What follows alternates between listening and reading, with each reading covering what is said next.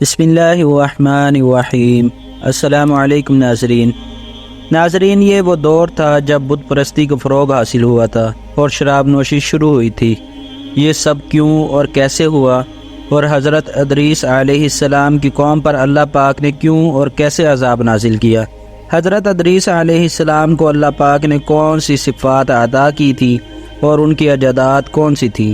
کیا احرام مصر حضرت ادریس علیہ السلام نے تعمیر کیے تھے؟ حضرت ادریس علیہ السلام نے ملک الموت سے کیوں ملاقات کی؟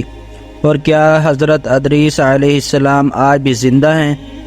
آج ہم آپ کو حضرت ادریس علیہ السلام کے بارے میں مکمل معلومات فراہم کریں گے، لہٰذا آپ لوگوں سے گزارش ہے کہ ویڈیو کو اینڈ تک ضرور دیکھیں۔ حضرت ادریس علیہ السلام حضرت نوح علیہ السلام کے دادا تھے۔ ان کا نام تورات میں اخنوق اور قرآن پاک میں ان کو ادریس کے نام سے پکارا گیا ہے۔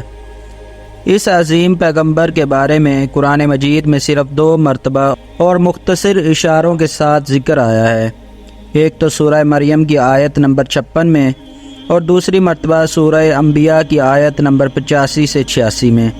حضرت ادریس علیہ السلام کو اللہ پاک نے 10 چیزوں میں منفرد بنایا تھا۔ آپ نبی مرسل تھے۔ 3 صحیفے آپ علیہ السلام پر نازل فرمائے۔ علم نجوم کے علم میں آپ علیہ السلام کو مہارت ملی۔ حضرت ادریس علیہ السلام وہ پہلے شخص تھے جنہوں نے قلم سے لکھنے کی ابتدا کی۔ کپڑا سینا انہی کی ایجاد ہے۔ ان سے پہلے لوگ چمڑے کا لباس پہنتے تھے۔ جنگ کے لیے اسلحہ بنانا انہی نے سکھایا۔ جہاد کی بنیاد آپ علیہ السلام نے قائم کی۔ کفار اور ان کی اولاد کو گرفتار کرنے کی بنیاد آپ علیہ السلام نے قائم کی۔ اللہ پاک نے آپ علیہ السلام کو زندہ آسمان پر اٹھا لیا۔ بعض مورخین کا کہنا ہے کہ حضرت ادریس علیہ السلام نے اس زمین پر تقریباً 100 سے زائد شہر آباد کیے، اور آپ علیہ السلام کو تقریباً 72 زبانوں پر علوم حاصل تھا، اور آپ علیہ السلام تمام زبانوں میں ہی دین کی تبلیغ فرماتے تھے۔ مورخین کا بیان ہے کہ اولاد قابیل جو کہ حد شمار سے باہر ہو گئی تھی، وہ پہلے آتش پرست اور پھر بت پرست بن گئی، اور اولاد شیش میں سے چند لوگوں نے ان کے ساتھ اتحاد کر لیا اور وہ بھی انہی حرکتوں میں لگ گئے، یہاں تک کہ آتش پرستی، محبت پرستی، زناکاری عام ہو گئی۔ شیطان جو پوری توجہ کے ساتھ اپنے وعدے کے مطابق حضرت آدم علیہ السلام کی اولاد کو بہکانے میں لگا ہوا تھا، اس نے پورا زور لگا کر لاکھوں کی تعداد میں اولاد آدم کو گمراہ کر دیا۔ طبری کی روایت کے مطابق اولاد قابیل میں سے ایک شخص نحال نامی تھا۔ وہ آلات کی تعمیر میں بڑی مہارت رکھتا تھا۔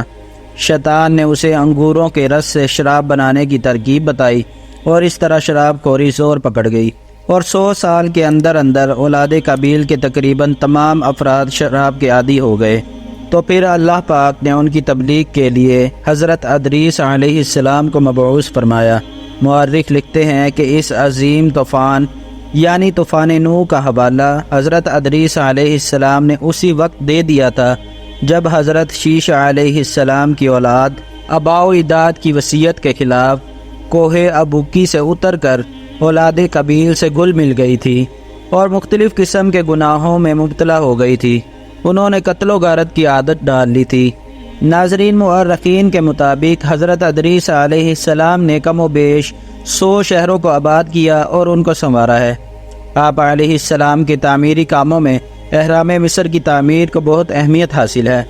وہ اس وقت بھی دنیا کی 7 اہم تعمیرات میں شامل ہوتی ہیں۔ مورخ سپیر کاشانی تحریر فرماتے ہیں کہ حضرت ادریس علیہ السلام کو علم نبوت اور کتب آباء و اجداد سے معلوم تھا کہ عہد نوح علیہ السلام میں ایسا عظیم طوفان آئے گا کہ ساری دنیا غرق آب ہو جائے گی اور کوئی چیز زمین پر محفوظ نہیں رہے گی۔ اسی بنا پر آپ علیہ السلام نے ذخائر علم و حکمت و خزانہ طب و ہیبت کو بچانے کے لیے احرام مصر کی تعمیر کی۔ یہ احرام مصر کے غربی جانب بنائے گئے ہیں۔ ان کی تعداد حضرت ادریس علیہ السلام کے دور میں 2 تھی۔ طوفان نوح علیہ السلام کے بعد مصر کے فرعونوں نے اس کی اور بھی نقلیں بنوا لی، جن کی اب مجموعی تعداد 18 ہے۔ ان احرام کو 6 ماہ میں تعمیر کیا گیا تعمیر کے بعد اس پر یہ عبارت لکھ دی گئی تھی کہ اس شخص سے کہو جو اسے گرانا چاہتا ہو کہ وہ اس کو 600 سال تک بھی گرا نہیں سکتا، حالانکہ میں نے اسے 6 ماہ میں بنایا ہے اور گرانا بنانے سے آسان ہوتا ہے۔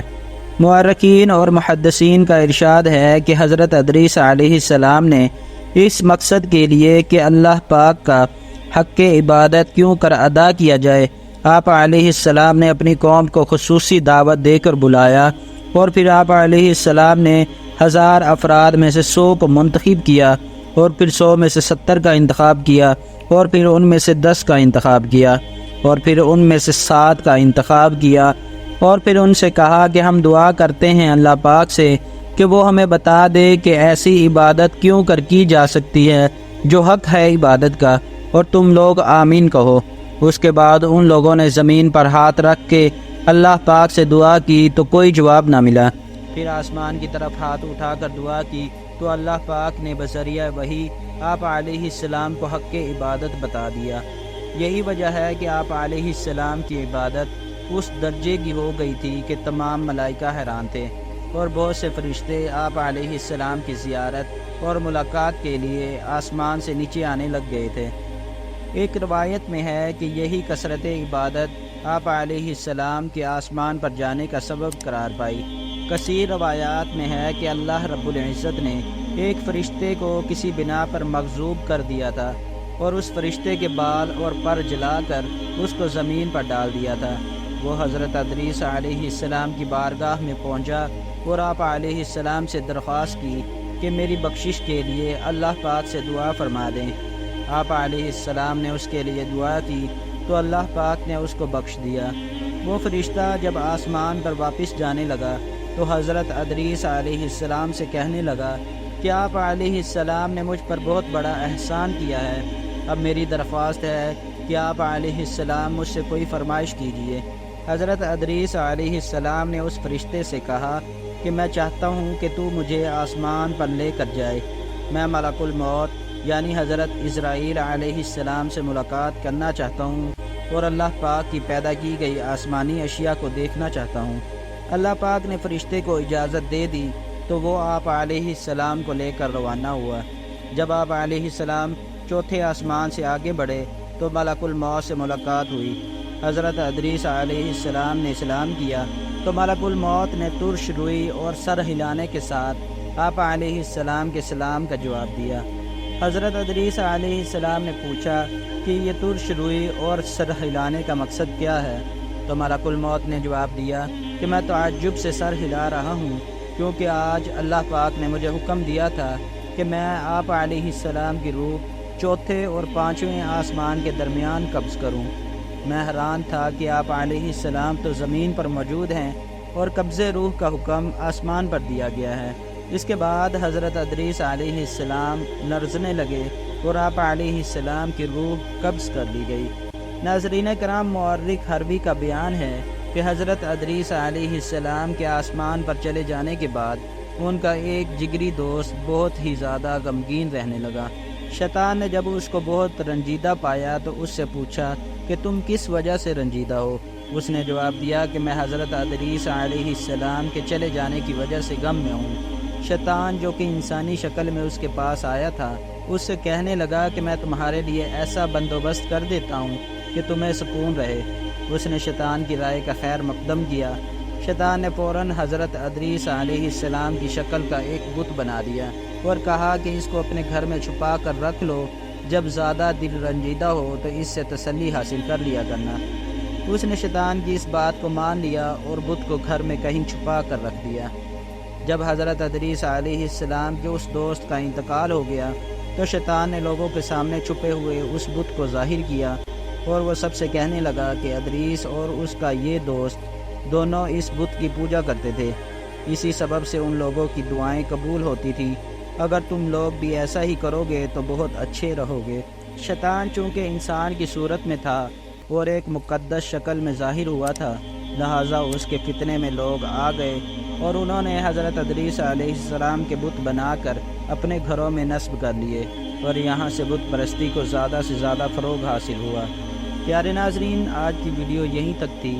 اگر ویڈیو اچھی لگی ہو تو لائک کر دیں اور ایک پیارا سا کمنٹ کر دیں، اور ہمارے اس چینل میننگ فل سوسائٹی کو ضرور سبسکرائب کر لیں تاکہ ہماری ہر نئی آنے والی ویڈیو آپ تک پہنچ سکے۔ اپنا خیال رکھیے گا۔ اللہ حافظ۔